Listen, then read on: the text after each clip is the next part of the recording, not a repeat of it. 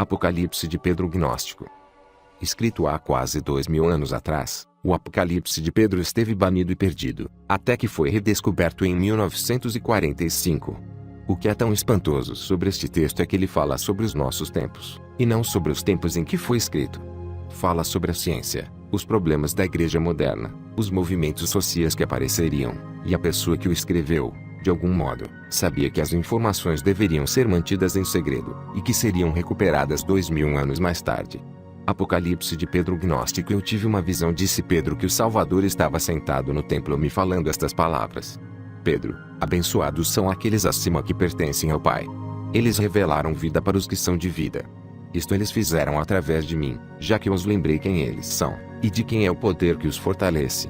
E este poder é a habilidade de distinguir palavras de injustiça e mentira das palavras de justiça. Eles ainda são capazes de ouvir minhas palavras. Porque eles são do reino das autoridades da verdade, tendo sido designados a preservar sabedoria por aquele que foi perseguido por todas as autoridades. Ninguém o encontrou através das escrituras apenas, já que o nome dele nunca foi especificamente mencionado nelas, nem mesmo entre a geração dos profetas. Todavia, o Filho do Homem que é exaltado acima de todos os homens, até mesmo acima daqueles de natureza igual e semelhança, apareceu entre aqueles que pertencem a ele. Mas você, Pedro, seja completo, mesmo você já sendo completo na minha consideração. Lembre-se que eu te escolhi dentre todos para se tornar a base do remanescente que eu convoquei para a sabedoria gnosis.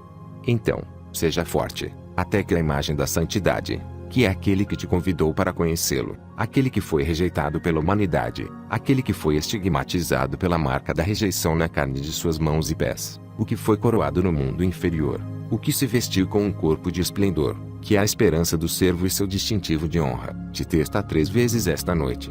Enquanto o Senhor dizia estas coisas, eu vi os padres e as pessoas com pedras nos aproximando rapidamente. A intenção deles era nos matar. Eu estava com medo que nós iríamos morrer. Então ele me falou: Pedro, eu já te disse várias vezes que estas pessoas são cegas, e eles não têm líder. Se você quer experimentar a cegueira deles, segure seu manto sobre os olhos, então me diga o que você vê. Quando eu fiz isto, eu não vi nada. Ninguém consegue ver deste jeito, eu disse. Então ele me falou para fazer novamente. Eu fiz, e eu fui tomado por uma mistura de medo e alegria, pois eu vi uma luz nova, maior do que a luz do dia. Então a luz desceu até o Salvador, e eu contei para ele o que eu vi. Ele me falou de novo: coloque suas mãos nos seus ouvidos e escute o que as pessoas estão dizendo.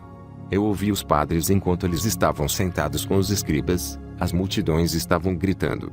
Eu contei para ele o que eu ouvi, e ele de novo me disse: aguce os seus ouvidos e escute o que eles estão dizendo. Eu escutei novamente. Enquanto você está sentado, a multidão está te louvando. Quando eu disse isto, o Salvador respondeu: eu te falei antes que estas pessoas não conseguem ver nem ouvir. Mas agora eu te digo para ouvir o que eles dizem, porque as palavras deles são um mistério. Guarde as palavras que você ouvir. Mantenha elas em segredo, não conte para ninguém, porque elas não são para esta época, mas para o futuro. Se você fizer isto, você será louvado pela sua sabedoria divina. Por outro lado, se você contar tudo o que você sabe, e tornar suas visões públicas, os ignorantes julgarão Deus contra você. Sobre a igreja, a interpretação é esta: que muitos irão aceitar nosso ensinamento a princípio, e se voltarão contra os padres e de volta para o Pai, pois eles fizeram a sua vontade. E o Pai revelará aos assistentes da palavra divina. Mas se alguns escolherem se misturar com esses padres, eles serão tomados como prisioneiros deles, já que eles são naturalmente cegos e sem percepção espiritual. Deste modo, os honestos, bons e puros serão lançados para o operário da morte, junto com a congregação daqueles que pregam a ressurreição do Cristo. Homens habilidosos virão depois de você, e eles serão muito aclamados pela propagação do ensinamento falso. Eles farão muitos aderirem ao nome de um homem morto, pensando que pela morte apenas e não pela vida eles se tornaram puros. Seus próprios meios de purificação os corromperão. E eles cairão numa congregação chamada Nome do Erro, nas mãos de homens maliciosos e corruptos, cheios de leis e dogmas. Eles serão governados por uma hierarquia herética. Sobre as autoridades eclesiásticas alguns discursarão contra a verdade, e também proclamarão um ensinamento maléfico. Eles irão até se rivalizar. Alguns receberão grandes condecorações, esses que fazem parte do poder dos arcontes, e eles não serão intimidados, nem mesmo pela possibilidade de sofrerem por conta de suas imoralidades. e eles analisarão os sonhos das pessoas. E se eles disserem que um sonho veio de um demônio digno do erro deles, eles pronunciarão julgamentos que levarão à perdição ao invés da integridade. Pois uma árvore ruim não pode gerar bons frutos. Qualquer que seja a árvore, é isso que virá dela. Certamente nem todos são da verdade. Nem todos são imortais. Na verdade, na nossa percepção todas as almas destes tempos estão naturalmente designadas à morte. Porque o homem alma é sempre um escravo, sendo gerado para satisfazer seus desejos e destruição. Homens alma existem em destruição e vieram da destruição. Almas adoram a carne que foi gerada com elas. Mas almas imortais não são como estas, Pedro. Até a morte, o imortal parece com o mortal. Mas a natureza notória da alma imortal produz pensamentos de vida eterna, tem fé, e deseja renunciar àquilo que não é bom. Figos não são arrancados de árvores espinhosas pelo sábio, nem uvas dos cardos. A alma mortal está sempre se desenvolvendo para aquilo que ela já é. Já que ela não é do bem, mas do mal, ela se torna destruição e morte. Mas a alma imortal que se une com o eterno que é aquele de vida, se parece com a imortalidade e todos os bons frutos que vêm dele. Portanto aqueles que são surdos e cegos se unirão com os do mesmo tipo, e as coisas mortas se dissolverão para a não existência. Outros serão transformados pela prática do discurso infeliz e deturpação dos mistérios. Sobre a ciência e os céticos alguns daqueles que são intelectuais porém não iluminados, que não entendem os verdadeiros mistérios, irão se vangloriar de que eles sozinhos sabem toda a verdade. Eles irão acreditar em suas próprias fábulas, então, estando com inveja dos imortais, irão arrogantemente e orgulhosamente tentar trazer outros para o ponto de vista deles mesmos. Mas estes ostentadores jamais foram salvos pelo método determinado, que é o caminho, embora o maior desejo deles seja a incorruptibilidade. Ao ouvi-los falar, alguém chegaria a crer que eles tiveram uma comunicação direta com as várias hierarquias de anjos, poderes supremos, forças, autoridades, e que eles estavam presentes na própria criação do mundo. O desejo deles é serem lembrados, glorificados e abençoados pelos imortais, muito embora eles saibam que eles não têm parte na imortalidade. Aqueles que são enganados por este tipo recebem de fato uma sensação de poder da alma, mas ele emana do intelecto ao invés do espírito. Deste modo, estes discípulos imediatamente se juntam com aqueles que os enganam. Sobre os fundamentalistas outros mensageiros do erro se opõem à verdade criando leis contra pensamentos que são puros e que são meus pensamentos. Eles falam segundo uma perspectiva dogmática limitada em suas ideias, ensinando que o bem e o mal vêm do mesmo lugar.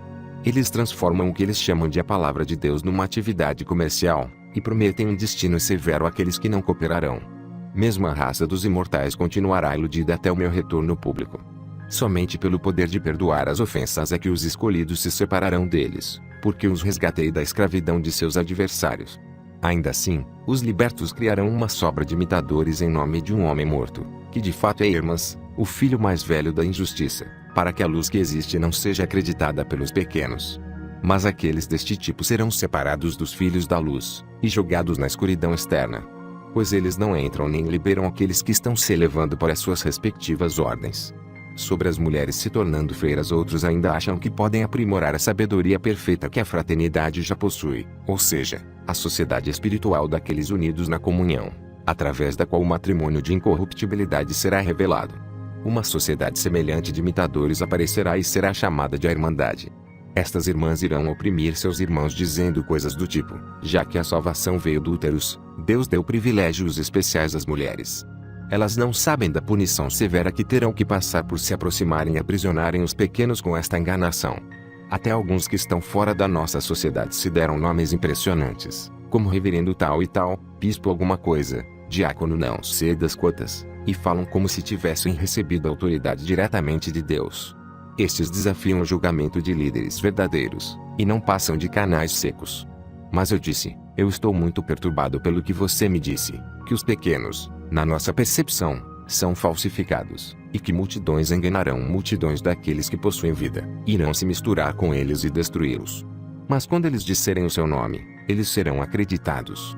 O Salvador disse, por um tempo predeterminado, em proporção ao erro deles, eles terão autoridade sobre os pequenos. Quando chegar o momento certo, aquele que não envelhece e possui uma compreensão imortal se tornará jovem, e os pequenos derrubarão seus administradores.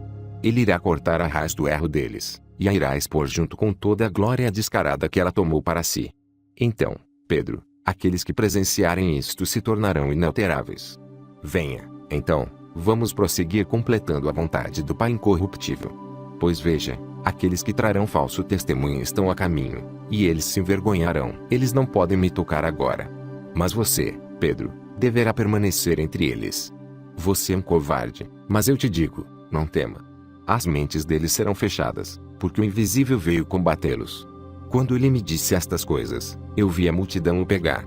Eu disse, o que eu vejo, Senhor? Eles estão realmente te levando embora. Você está agarrado a mim? Quem é esta pessoa que eu vejo, contente e sorrindo na árvore? E é outro aquele cujas mãos e pés eles estão golpeando. O Salvador me falou, a pessoa que você viu na árvore, aquele que está contente e sorrindo, este é o Jesus vivo.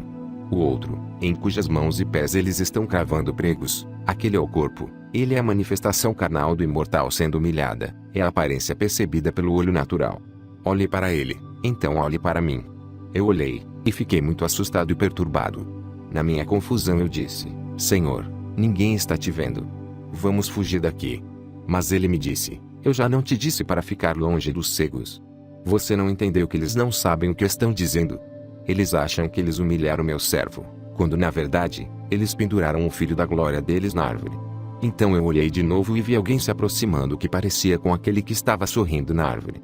Ele estava preenchido com o Espírito Sagrado, e eu percebi então que ele era o Salvador.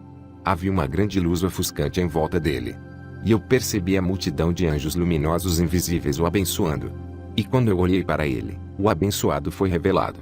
E ele me disse, seja forte, a você foram confiados estes mistérios e a interpretação deles através da revelação divina. Aquele que eles crucificaram era o primogênito na casa dos demônios, nascido de um recipiente perecível, com o qual Elohim, o Deus deste mundo, fez sua vontade por meio da lei e sua cruz. Mas perto do primogênito você viu o Salvador vivo, o primeiro em espírito, a quem eles pegaram e libertaram, e que olha para seus assassinos com felicidade, enquanto eles ainda estão confusos e divididos entre si. Ele ri da falta de percepção deles, sabendo muito bem que eles nasceram cegos e são cegos ainda. Aquele suscetível ao sofrimento, sofreu, ou seja, este que eles percebem com seus olhos. Mas o que eles libertaram é o meu corpo divino. Sim, eu sou o Espírito onisciente repleto de luz radiante. A luz que você viu ao meu redor é a nossa ordem celestial, que une a luz perfeita com o meu Espírito Sagrado. Estas coisas que você viu você irá apresentar para uma geração futura. Não há nenhuma honra verdadeira naqueles que não são imortais, mas somente naqueles escolhidos para ser de uma substância imortal, a única substância capaz de receber daquele que os fornece a sua abundância. É por este motivo que eu disse, todos os que possuem, lhes será dado, e ele terá bastante. Mas os completamente mortos, aqueles que são criaturas deste lugar, são extirpados da plantação e da recriação daquilo que nasceu de Deus. Mesmo se a substância imortal aparecer em certa quantidade neles, lhes será tomado e adicionado aos vivos. Você, então, tenha coragem e não tema nada. Nenhum dos seus inimigos te vencerão, porque eu estarei com você. Fique em paz, seja forte. Quando Jesus havia dito estas coisas, eu voltei a mim. Revisado em 1º de setembro de 2009.